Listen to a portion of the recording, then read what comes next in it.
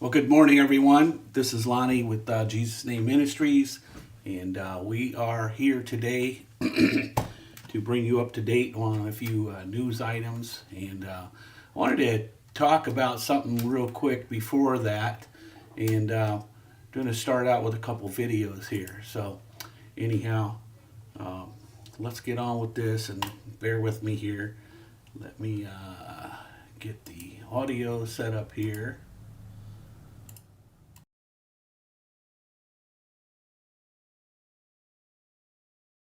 Did you know that the word Hamas is actually found in the Bible? In Genesis chapter 6, God told Noah that he was about to flood the earth because of the violence. And that word violence in the Hebrew is Hamas. But that's not even the crazy part. Jesus said, as it was in the days of Noah, so shall it be in the days of his return. If you know that Jesus is coming back to this earth and that he's coming soon, subscribe for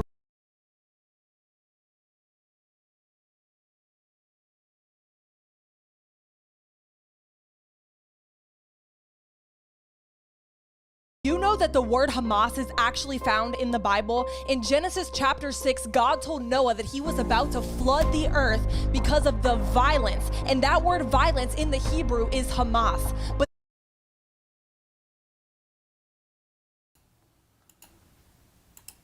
Okay, sorry about the audio. I didn't have the audio turned back on. Anyhow, interesting that Hamas means violence and that they chose that name for that mere reason because they want violence.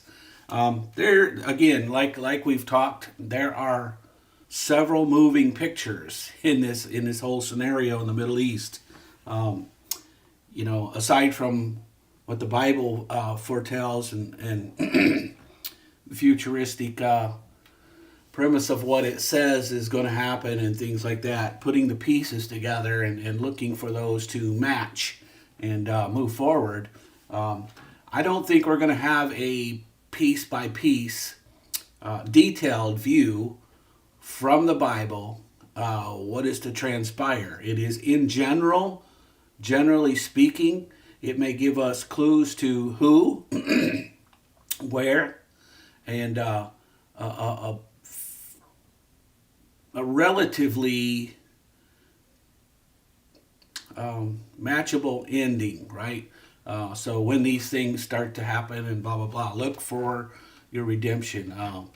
It draws nigh. Now, again, these things were told to the Jews. So that's what we have in the recording of the Bible. And so anyhow, with that, she had talked about Hamas being destruction, violence, meaning violence. The word in Hebrew means violence. I'll take her word for it. I have not went back and looked it up. Anyhow, for that, what I'd like to do here is just play you. Again, I don't ascribe these people. I don't vet them for you to go and listen to everything they say and blah, blah, blah, right? But there was one thing here that kind of went along with what I feel wanted to talk to you about today, about the mess in the Middle East. And we're involved. Israel is America's friend, and we will, according to all of our leaders, will always be there for them, and in whatever capacity is needed. So anyhow, let me just play some of this and give you an idea what this guy is bringing forward today.